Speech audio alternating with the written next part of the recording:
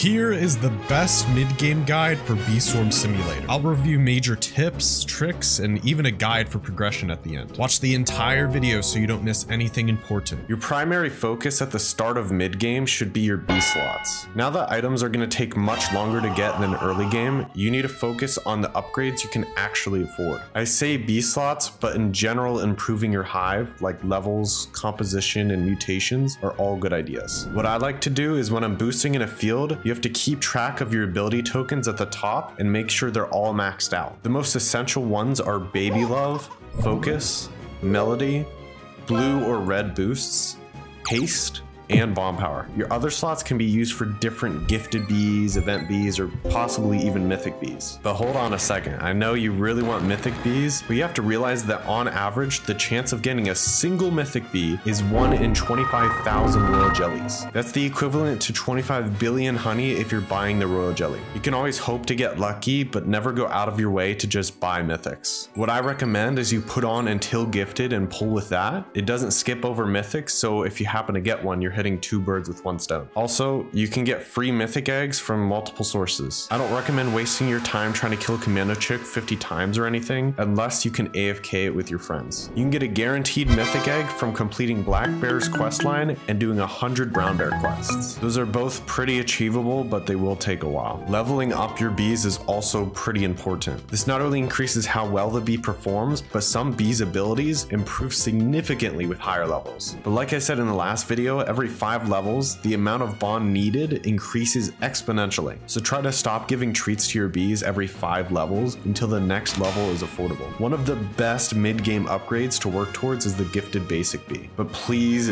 don't go the route most people do with it. Usually people use a star treat or gingerbread bears on their basic bee, which is a huge waste. All you have to do is buy a crap ton of basic eggs and royal jelly. There's a 0.348% chance to get a gifted basic bee for each basic egg. So you have to go from basic egg to royal jelly, back to basic egg, back and forth, back and forth. I had a friend that spent over 1,500 eggs to get his. I recommend you download Natural Macro if you have a PC and use this right here. It's an automatic gifted basic bee opener that will do gifted basic bees for you. Right now, you should only ever use your star treats on event bees. That's because it's the only way to get event bees gifted. The only other time I'd recommend using a star treat is if you somehow get a fuzzy bee, because the haze ability is super overpowered. The general order you want to gift your event bees is Photon Bee, Tabby Bee, Bear Bee if you have it, Gummy Bee, Cobalt Bee, Vicious Bee, Festive Bee, and then the rest is up to you. If you're struggling with beating bosses like Coconut Crab, then you should gift Vicious Bee early. Keep in mind, when you gift an event bee, it's gonna be permanently in that hive slot. So make sure it's in a good looking spot that you actually like.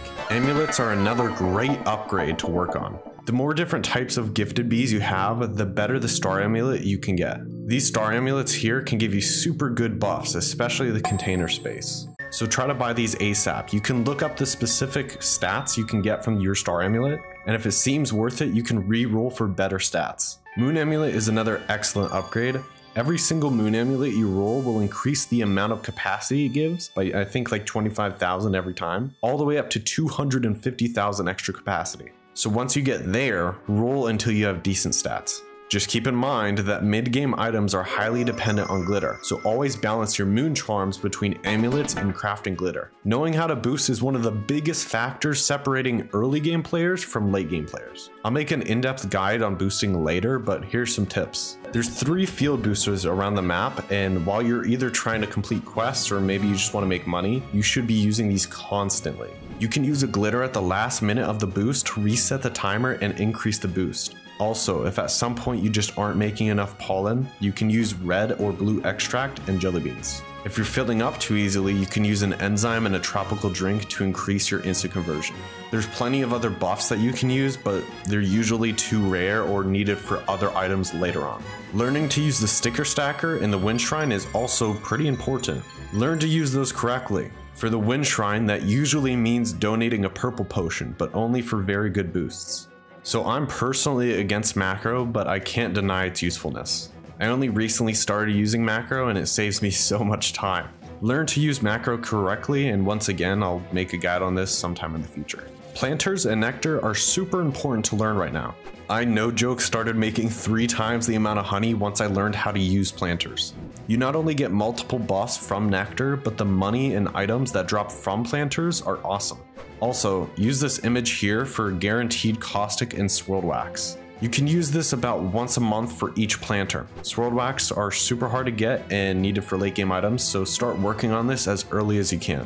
A lot of people really want to change their hive color way too early. You need to stay mixed hive until you've completed all Spirit Bear quests, or else it'll take you so long to do any quests. Once you finally finish her quests, you can switch to whatever color you want, but it's generally suggested to go blue hive. That's because of how cheap it is, and it still makes you a lot of money when compared to red and white hives. Beating Coconut Crab can help a bunch. Getting a Vicious Bee high enough level or gifted will make it possible for you. It's probably going to take like over 30 minutes to beat initially, but it's so worth it. You can get free Star Jelly, Micro Converters, and Tropical Drinks, all of which are extremely useful. Killing Coco Crab every 2 days will make doing bigger boosts with a lot of Micro Converters possible very often. Also, this is necessary so you have access to Coconut Clogs and Coconut Canister. Once you have all the porcelain items in your early game mask, you want to start working towards a honeycomb belt and possibly the upgraded red and blue shoulder guards if you have the stingers and the Vicious Bee already. Then you want to work towards your first Spirit Petal item. I recommend the Petal Belt, but the Petal Wand is also a good upgrade.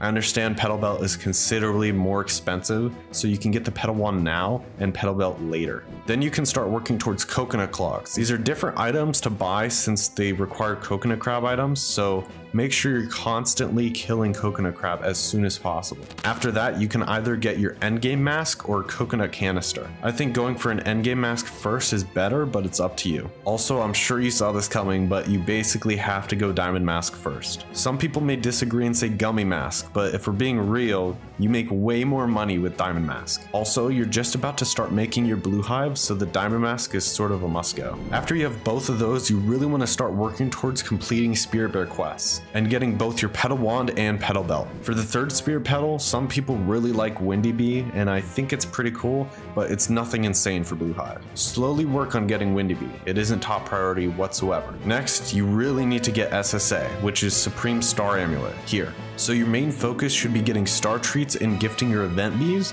as well as pulling gifted bees with Star Jelly and normal Royal Jelly. This part will take a while, but if you were smart enough in the beginning to keep your star eggs, once you have every single gifted bee type except mythic and event bees, you can use your star eggs to get free gifted mythic bees. I was lucky enough to get a gifted buoyant in my star eggs, so I really hope you get lucky. The worst thing you can get right now is gifted Spicy Bee. Any other ones are pretty good, but you mainly want gifted Tadpole and gifted Buoyant, but that's pretty rare to actually pull. I hope this video helps you guys progress well throughout mid-game, and I also hope it was entertaining to watch. See ya.